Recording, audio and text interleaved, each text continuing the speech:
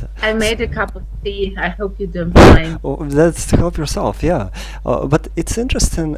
So answering this question, I read autobiography as audiobook. It's called Tegan and Sarah, a musical project, and they're two twin sisters, and they're lesbians. And then one of the first one who sort of publicly announced this and sort of helped them to preserve their rights, etc. And they did this biography, and after each chapter they have a certain song, especially at the time when they started their musical journey, and it puts your mind in a certain way, because you listen to the audiobook, and then you sort of dissolve yourself in the music of that period. It's interesting effect. Interesting. Do you think I should do it? Yeah, why not? But the problem might be that you might find some fans as a writer, or lose some fans as a writer and a musician, not because your songs are bad or whatever, but because people have different tastes, and maybe your book can gain a lot of devoted fans, but as a musician, it can be off-putting for some people. I remember, for example, reading one book. I really loved it. It was a contemporary romance, and the main character was a musician. And I remember the main character. So there were two main characters, a female and a male lead, and she mentioned some songs that she's been listening. And well, if I hear some echo when I speak. No, I think it's fine. And I get distracted a bit. Every time I speak, I hear my echo. Interesting. I do not hear echo at all. Yeah. So my point was that I can't speak with this echo. I lose my train of thoughts. So there was a character who listened to some songs, and the writer chose to mention some songs on purpose. So I thought I had to listen to those songs, and some of them were okayish, but others were just not up my garden. What's the idea? Not your cup of tea. No, there is another one, not up my corner or garden, something not up my yard. And but I had a choice. I could listen to those songs, or I could not do it at all. But if you add it into your audiobook, someone will have to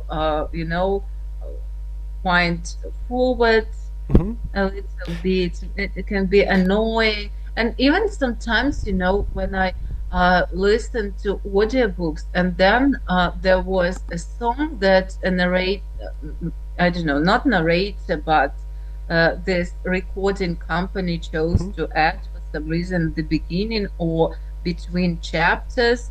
The song was fine, the music was fine. Usually it's some classical music, but it can be distracting because you can be drawing a picture in your mind, in your imagination, and that song ruins this image. It's because the process when we read and when we listen to the piece of music, we function differently. Our brain works a little bit differently. Songs are more on the emotional side. Reading also emotional, but there is a very it's a bit different. I see what you're talking about and what you mean. And yeah, so taking into consideration these two sides of the matter, you think it's a good idea maybe to do the songs between the chapters, or maybe just as a separate entity at the end, or as like separate on the separate CD at all? Maybe like at the end of the book, as a separate, so that it's convenient. You listen to a chapter and then you mention a song, and it should be easy to navigate. They can go down and click a file with this particular song. I think it would be the best solution for people who are curious in what the song is, and maybe some devoted fans who adore you like as a musician, who came to read your book because they liked your music. They could be it would be easier for them to even re-listen to the songs later again and again, because if they're weaved into the fabric of your book, it will be hard to re-listen to it, maybe like an addition. What do you think? How do you see it? To be honest, I haven't thought about that, like putting a piece of music or song between the chapters until you mentioned it. I haven't thought about that, and You were the one who told me about this plan. I didn't make it up. You no, I told the fact that I will be sort of playing the songs that had been created by my characters. Yes, so it's the idea that the author plays the songs live that had been created by his characters from his book, and he sort of shares this nuance with the audience, and they're like, "Oh, interesting character. He plays the song from the book." And it's interesting, when I came to this place, Barn, it's called Barn, and it's Alea, Kashtanovaya Alea. It's like in the middle of nowhere. You go there and there's just nobody knows this street. But interesting. When I came there and I had my little nap on the sofa, and I hear people chatting. Who is that guy? Oh, he's the one who sings Jennifer. Oh, they heard my song Jennifer. That's very nice. So nice. Because, and the other, it's interesting. I've been posting this info about my teaching techniques, and I'm staying actually in Barsavetov, and I'm talking with to a friend of mine. A guy comes, said, hugs me and says, "Oh, hello." We know each other, but do not communicate often. But he says, "Oh, I love your techniques of combining teaching with music and different ideas." It's cool. People do read the stuff. That's amazing. And he shared that he enjoyed the idea of combination of two passions, and also there was another. It's sort of it's a bit long story, but there was the seminar in our city, and they were sort of. I found out that afterwards they were given seminars for musicians, and sort of the main idea was you need to write a lot of songs. And a friend of mine said, "What about Sergey Denisov?" And they're like, "What about Sergey Denisov?" I wasn't at this seminar. Yes, people told me, "What about Sergey Denisov?" And meaning that he has 100 songs. Actually, I have 215, but it had been mentioned 100, and they sort of started discussing it, and then this friend of mine with his friend created a song, techno electronic, that Sergey Denisov. Who is? Кто такой Sergey Denisov? It's very good song, and it's like a repetition of the name 50 times. All the choruses. well. What is it if not fame? But it's funny because a friend of mine sends me the song, and I'm thinking about it. That's probably just another person with the same name and the same surname, because it's not. It's not rare. Yeah. I write. Sergey, I need to send me this file. I need to listen to it, because I always confuse what your name is. Are you Sergey Denisov or Denis Sergeyev? Maybe if I listen to this, you see today, after not seeing and talking to you, at some point I wanted to call your name, and in my brain I was like, is it Sergey or Denis? I do. I face it all the time. After the performance, we were in the car, and a guy "Oh, Denis or Sergey?" And I'm just whatever you like. But actually, yeah, they do confuse it always. For some reason, they call me Denis all the time, Denis. But because For Sergey, some reason, I can tell you what's reason. You started yeah. So, but anyway, I'm writing to him that it's probably not me, and no, it's definitely about you, definitely about you. And it's so funny because the song is good, and then I go to this bar, Bar Sovetov, yes, it's near Музыкальный театр, yes, and one lady comes, oh, this is Sergey Denisov. Another comes, oh, this is Sergey Denisov. The third comes, and they start. You see, I do not know where do you know me from? And they okay, Sergey, I got you are famous now. But I have to be on the edge of my stool. Yeah. So, but it's very unusual experience, and they come, they start asking me questions, and it's very unusual when they know something about you and you do not know anything about them, and it's nice. That's how I felt when we met, you know. Yeah. When I saw your video when you speak about some care, and I was like, well, 10 p.m. Yeah. Ellie, you know. I know what you feel, but it was more intense at 10 p.m. Yeah. Yeah, I remember you told me you felt like celebrity. Did you recognize it from the video? No, I remember I told you I felt scared. Mm-hmm. No, not the celebrity bit was a joke. Okay. Mm-hmm. So people recognize you, people know you. But it's Go ahead. Tell me, you found a lot of students for the prize we discussed. Well, we will. I think because I suspect and not suspect, because you're telling me that you are into sports. Yes. You love sports, yes, and I wouldn't put it like that. Maybe it would be a bit exaggeration. Mm-hmm. But you do physical therapy; it can be considered as a sport. I do Pilates now. Yes, it's also sport anymore. And from September, I'm planning to do weights. Mm-hmm. Weightlifting. Well, not like 50 kilos weightlifting, but to tone my muscle a little bit. I guess I don't need physical therapy anymore. My back is better now. So you wanted to tell me about badminton, right? Badminton, yes, you read my mind. Yes, because we can have a session badminton, discuss the stuff, because I have a lot of stuff as far as yeah. But it's interesting. I wanted to ask you this. What would be your perfect amount of lesson per week? Well, which you're aiming for?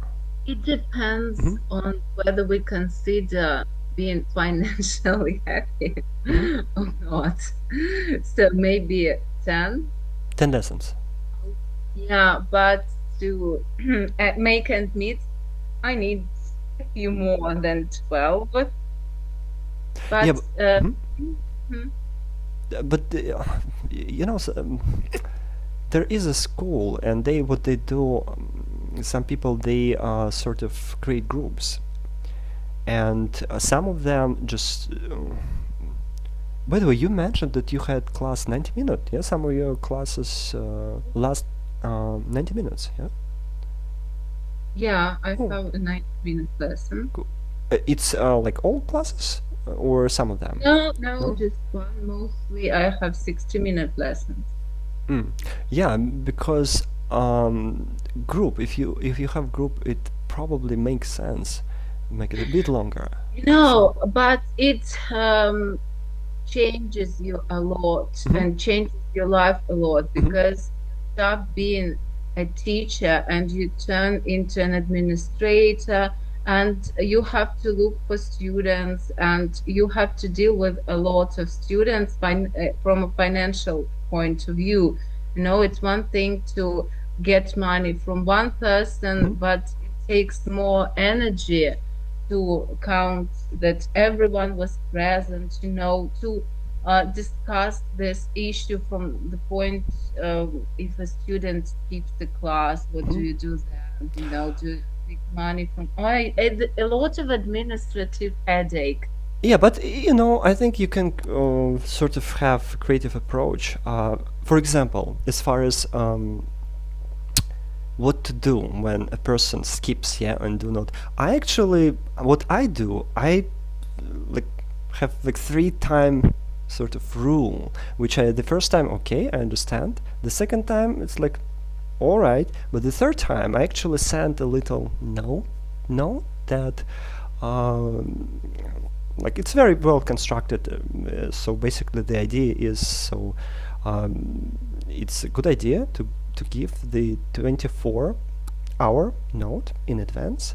Yes, and if there is no possibility to do that, well, then the payment is gonna be sort of taken, and they sort of says, okay, we understand, and they actually not they respect you as a teacher more, as a professional. If you like, I Yeah, can. but still you have to have this talk. I do not talk about them with it. I just send the like the concept. And actually, it's good because it shows that you value your time. You prepare. I also did it. You know, I also did it. Didn't work? No, it worked. It worked, but still, you know, from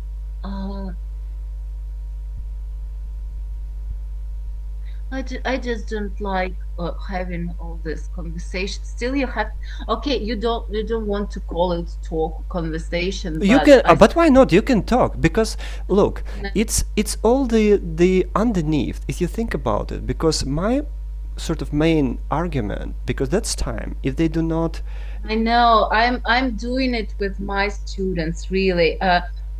But I don't demand payment for the whole lesson if they skip a lesson. We agreed on half some of the lesson, but now I think things have to change because, well, I have, for example, a student. She is in the 5th grade. She was in the 5th grade. Now she will be in the 6th grade, and her mom told me sometimes that, oh. I'm beeping her name. It's not okay, it doesn't. Yeah, she's a bit tired, you know, and it's my work. It's not exactly. I'm doing, and because of that, I have to become a bit more professional in this job. That's why I'm taking this course that I'm taking. It's not only about methodology; it's also how to organize your life, your professional life. And I started implementing some ideas. You know, I'm now keeping a table with my income, with my spendings, because I pay for Zoom, I pay for Quizlet, for Ludwig Guru. So I never counted how much I spent, how much I earned. Just I knew how much money I had on my balance. And now I decided to become more serious. And I had different relationships with my clients, parents, you know, but things must change. And I'm dreading these conversations. And if you teach, there will be much more conversations like that. But it's just a practice, and that's important because you see, like, if a person doesn't show up, yes, and if he or she doesn't give you 24 notes in advance, it means that they actually make it impossible for other students to use this time, and it's not fair. So just let them pay for this skip like this classes that they dodge. That's it. If the kid woke up with high temperature, they couldn't possibly warn you 24 hours in advance. Yeah, there are sometimes. So that's a particular case. Yeah, and different people approach it differently.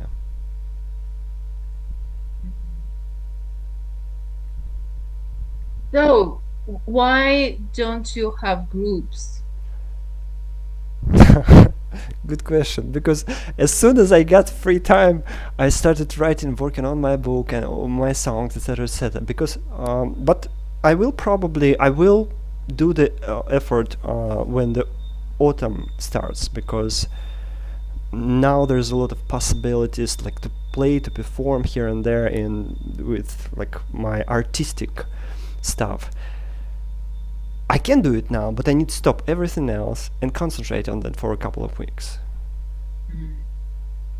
It can be done, and I have idea, like not the ideas actually, step by step plan. But it would demand from me to stop my artistic What pers- have you been doing for a whole year? We had this conversation a year ago. Tell me, you asked me what I did during this year. a lot. I was working on I will send it to you, by the way, if you like. I created the whole brochure of my sort of services and description of my philosophy as a teacher. It's Oh, you showed it to me, I remember. no, I showed you very sort of version, like naked version, I guess. Now it's sort of illustrated, little. Is it like in Harry Potter, some pictures move? No. That's the pictures do not move. Yeah, but it's a very like colorful, and it reflects. I worked a lot on putting, because I use different styles and philosophy, and it's difficult just to describe it in one page. And also, it's a good idea not to overwhelm with information. Yeah, to be brief, but at the same time concise, and at the same time sort of in depth. And it took me a while just to edit like with the fiction. So I've been working on that, but it turned out to be one of the best. You will not find a better representation in Russia at all. It's very good, and the whole concept of this combining passions, and I described a few concepts, because I do not use just one. Yeah, but it's good. If you like, I will send it to you. You can give me some. Yeah, of course. Huh? Are you sure you want a piece of advice from me? I remember every time I gave you advice, you didn't like it. Well, Because depending. for some reason, like criticism to you. But you'd like to give me advice, yeah? I'm joking, relax. Show me and I tell you everything is Yeah, but it's one of the things that I've been working on, and it's really I put an effort into this brochure, and it's good. It's really good, and also I've been working on the book. So it's not many people are writing books in English, and it's a joy, and it's I've sort of created. Usually, when you start, you need a safe space. You need to not. You need sort of be in a safe, calm space so nobody interrupts you. But then now I developed so that I can work on the book even if life around me is a bit hectic. So it's good. I know exactly steps. Sort of I developed the whole routine, and it's very important. And I also performed. I told you probably. I performed. They invited me in Los Angeles. Perform in Los Angeles. It was really funny because there was a sound check. We checked the sound. It was good. Everything, like I performed a couple of songs during the sound check, and then my colleagues, they started, like when the whole event started, they started to read piece of their works, which is prose, and it's interesting, for some reason I don't know whether they forgot or didn't have technical opportunity, because they project me on the background. Yes, so they use projector to project me with my guitar on the background. The last year I just appeared there for my entrance, so when I read a piece of my prose and performed a piece of the song. But this time, for some reason, they put me on the background for the whole show. So that's funny, because I'm sitting, whatever movement I'm doing, every person in the hall sees it. So I try to make like very serious face, very contemplative, because I can't even, take the bottle and drink, because everybody's watching, and it's like a big background, the projector, which means when my colleagues go there, they sort of stand on the podium. They are small, but I'm behind them on the screen, and I'm sitting here, sort of my guitar's on the background. Yes, it's sort of I'm sitting, I'm listening to them. Whatever movement I do, everybody is watching. So after that had been finished, some of the colleagues, we discussed it, and they told me, "Well, you look quite cool. Just I've tried from the bottom of my heart my best." Yeah, but it was on the one hand it was funny, but I was telling myself, well, it's a good opportunity for you to practice, like sitting like that, and sort of be into just moment. Then when I was probably the 7th or 8th, they announced me, and then I took my guitar, and first I read a little bit of prose, yes, and then took my guitar and performed. And then after that I still remained there.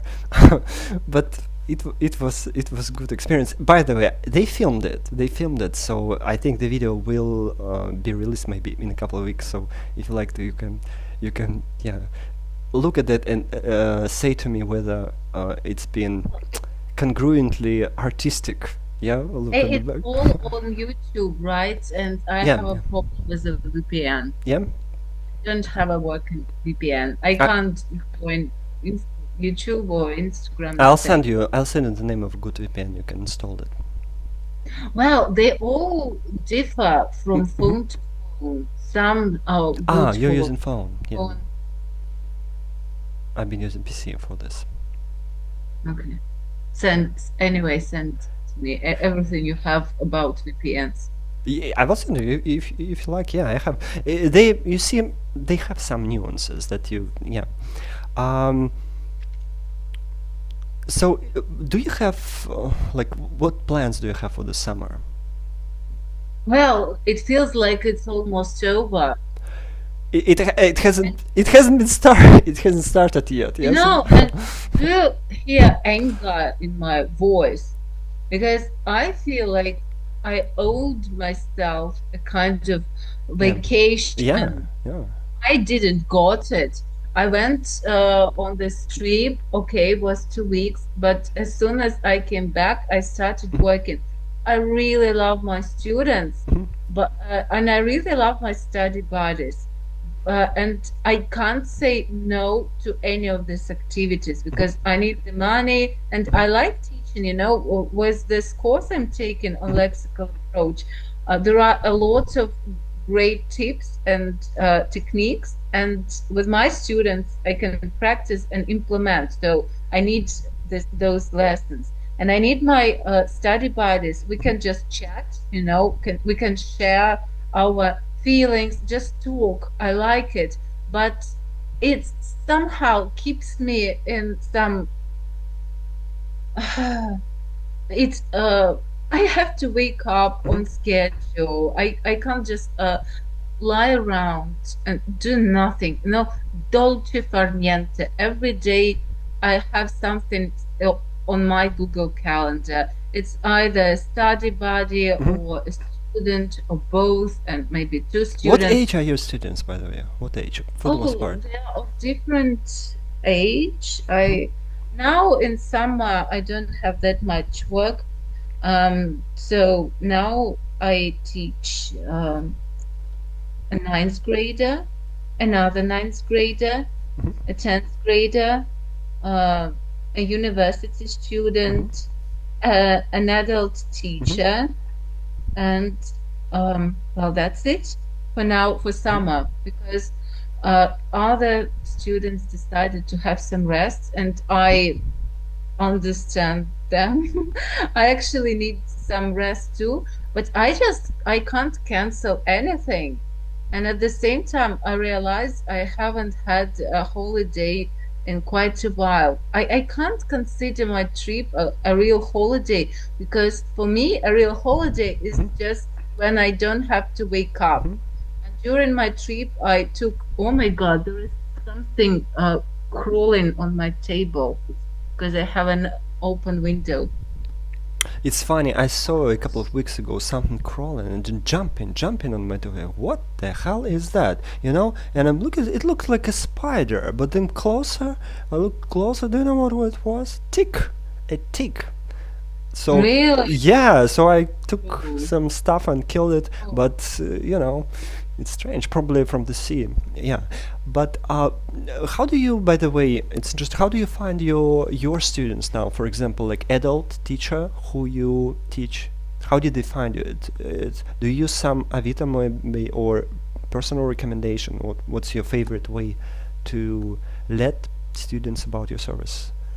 Yeah, I use Avita, Hmm. Profiro, and some people contact me Hmm. on VK, Hmm. and they know about me from different sources. Some people met me on a course, Hmm. like they were on the other level. Some students don't say where they Hmm. learned about Hmm. me. And you do not Um, ask, you do not press them to reveal. this beauty, he Oh, woke. hello. Yeah, that's very whitey. Very, Yeah, very Harry fluffy. Potter had a white owl, and I have a white owl. Ah, yes, it's true. It's true. That's very. Is she smart? He is, He is she smart? yeah, but he is still young. He has street smarts, something that Mm-hmm. our old cat doesn't Mm-hmm. have. So I it's ba- think he'll try to escape now. They'll have to open him a door. too much English for the poor chap. Yeah. So, but it's a very fluffy one. Yeah, it's like in Harry Potter. Do you remember Fluffy? But the Fluffy was three-headed like dog in the first, Mm-hmm. yeah, Philosopher's Stone. Yeah, you see, I need to let him out. Yep. Yep. One sec. I'll have to switch off the video so that you don't see the I'm wearing. Okay.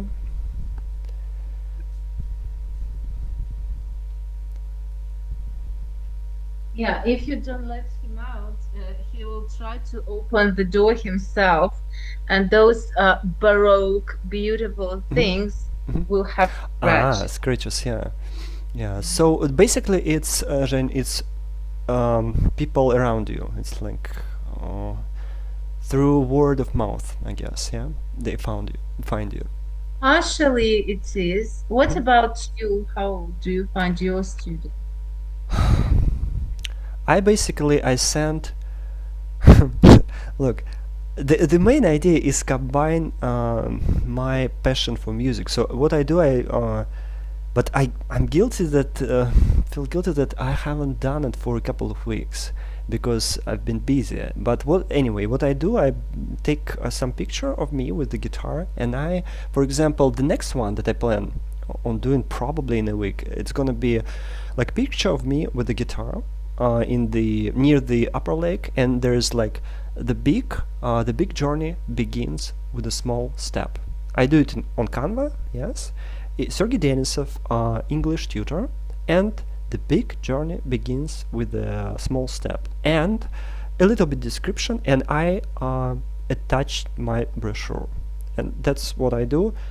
But I try to do. I want to say every day, but I understand that the last time I actually did it was a couple of weeks ago, and it's not because on these social platforms, it's a good idea to do it constantly.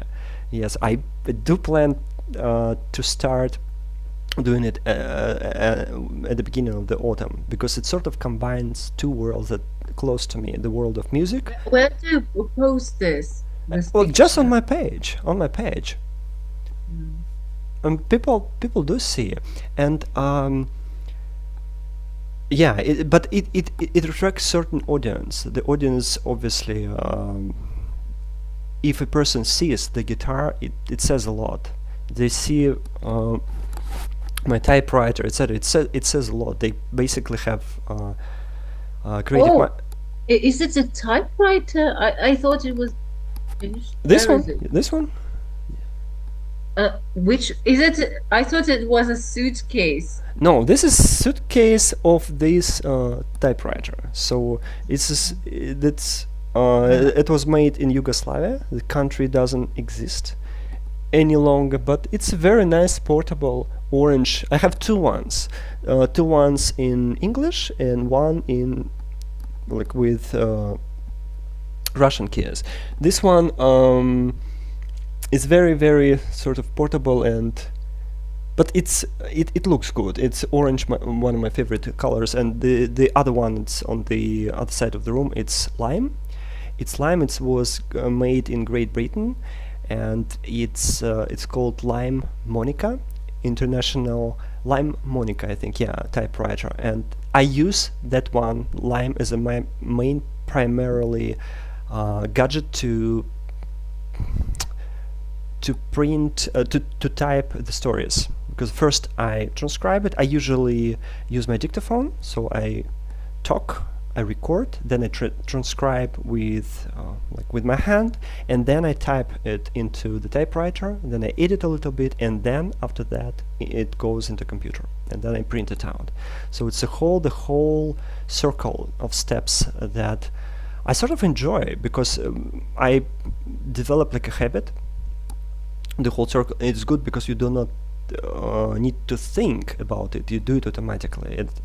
It's lovely, because it's like a skill under your skin, and yeah, and it's very musical when you type actually something on your typewriter. Yes, it makes the sound ting ting like microwave oven, and it's musical, and also allows you not to be distracted at all by email or anything, because it's a mechanical thing with you. And I use this stapler a lot, so if I have some moment that needs to be edited, I edit it and then put a piece of paper, yeah, and I stick it from both sides, and I love the mechanical spirit. And I've noticed it. Woody Allen, director, he bought the typewriter, German typewriter. I have one that was made in Great Britain. Woody Allen has German, and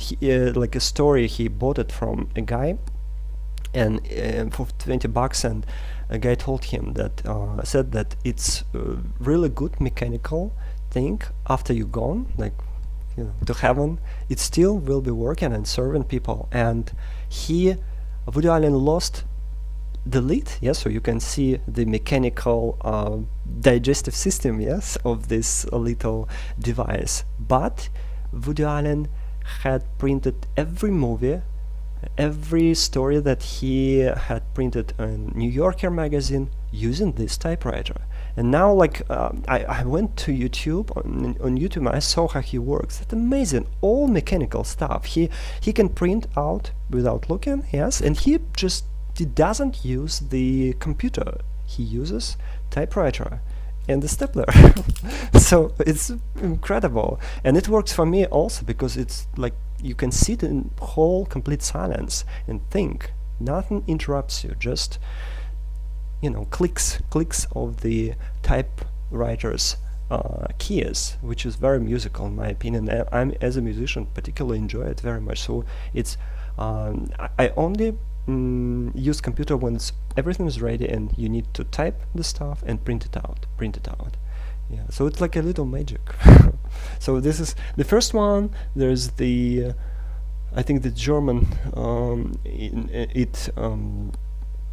I bought it because I thought I was going to be writing my